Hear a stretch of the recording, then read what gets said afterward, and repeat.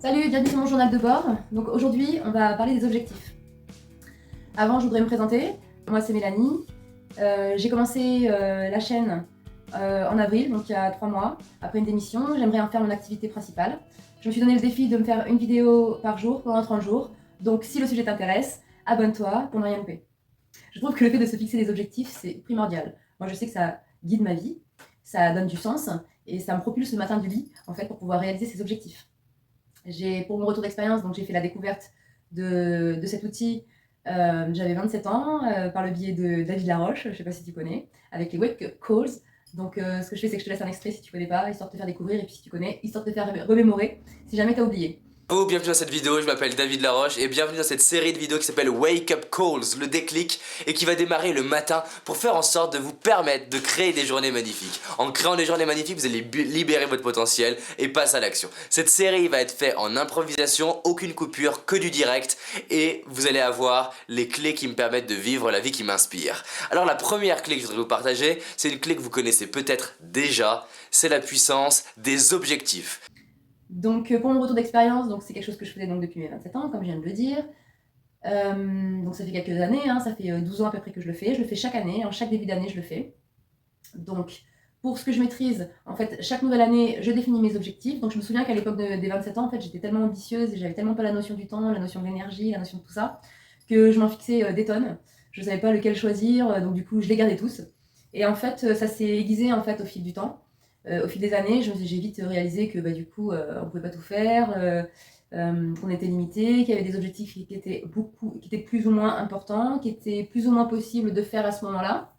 Et donc en fait, au fil des années, comme ça s'est affiné et ça s'est filtré en fait, et plus ça va et mieux je sais où je vais grâce à ça, grâce à cet outil-là.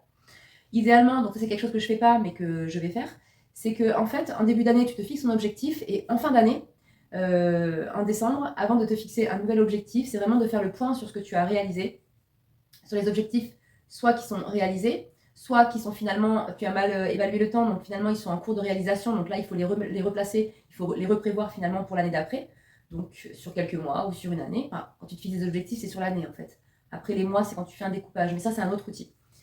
Et donc après, donc soit tu reprends ton objectif qui n'est pas encore achevé, donc là tu le reprends pour l'année suivante, et tu prends compte comme ça de ce que tu as réalisé et que tu n'as pas réalisé, parce qu'il y a des objectifs donc, que tu n'as pas réalisé qui finalement, sur cet instant T, semblaient importants, mais qui finalement ne l'est pas, ce n'était qu'un désir finalement. Ou reprendre un objectif sur lequel, effectivement, tu n'as pas bossé dessus, parce que c'était pas le bon moment finalement, mais il reste important. Donc là, tu peux te le remettre pour l'année d'après. Et après, donc, là, après, tu redéfinis vraiment ce que tu veux faire. Donc là, tu redéfinis tes objectifs. Une fois que tu as fait ce bilan, tu redéfinis tes objectifs pour l'année suivante. J'espère que je suis claire. Donc, on va passer à l'action. Si vraiment tu veux pas passer à l'action tout de suite, c'est même pas la peine de regarder la suite de cette vidéo. L'objectif, c'est vraiment de passer à l'action. Parce que quand on passe pas à l'action, ça reste dans notre tête. Et franchement, ça sert à rien, clairement. Donc, autant passer à l'action, ça prend 5 minutes. Ça va te prendre 5 minutes de le faire. Donc, vas-y, fais-le. Donc, cet outil, c'est l'objectif 4P. C'est un peu bateau, je sais, tout le monde connaît, mais bon, j'utilise des sujets que je maîtrise. Donc, on va commencer par le premier P qui est la planification. Donc, la planification, c'est te donner une date. Cette date, elle sera au 31 décembre 2025. Voilà, la précision. Enfin, la planification, elle est faite. Au 31/12/2025, j'ai fait, je souhaite réaliser, comme tu veux. Donc, du coup, je te laisse écrire, mets sur pause et je te reprends après.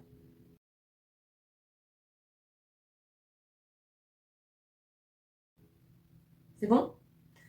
Donc, du coup, on va aller sur le deuxième P qui est présent. Donc, tu reprends ta phrase et tu remets cette phrase au présent. Donc, on va prendre par exemple, j'ai arrêté de fumer. Donc, au 31/12/2025, j'arrête de fumer. Je te laisse faire, je te laisse remettre ta phrase au présent.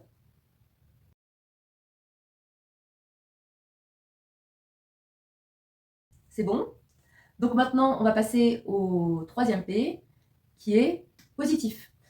Donc, au lieu de mettre au 31 décembre 2025, j'arrête la cigarette, on essaie de tourner cette phrase de manière plus positive. Donc, au 31 décembre 2025, j'ai une vie saine et ma respiration est dégagée. Donc, je te laisse modifier ta phrase.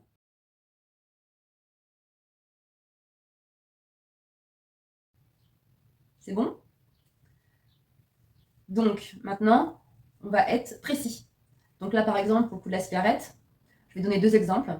Pour la cigarette, tu peux mettre par exemple l'activité, tu vois, quand tu fumes une cigarette, enfin voilà, tu vas dehors, tu te poses 10 minutes, et ben durant ces 10 minutes, qu'est-ce que tu fais en fait? On a tous besoin de pause, donc par exemple, bah, si c'était mon cas, et ben à la place pour faire une pause, donc je pourrais soit fumer, soit lire, profiter pour lire un livre, enfin quelques pages d'un livre quoi, en fait.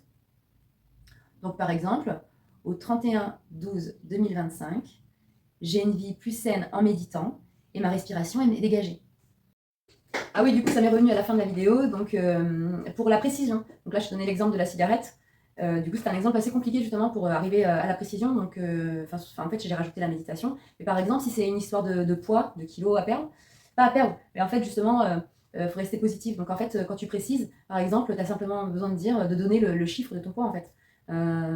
Je sais pas, par exemple, tu fais 70 kilos, et ben, tu peux mettre, toujours avec la planification, donc au 31/12/2025, je fais 60 kilos.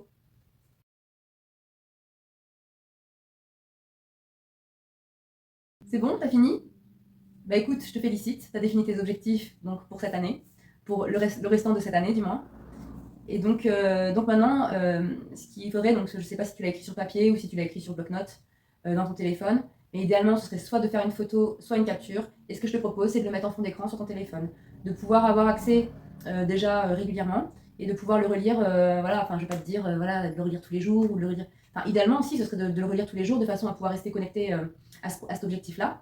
Mais il faut vraiment le placer à un endroit stratégique en fait pour que vraiment ça fasse le taf. Mais bon bah, faut aussi passer à l'action derrière évidemment.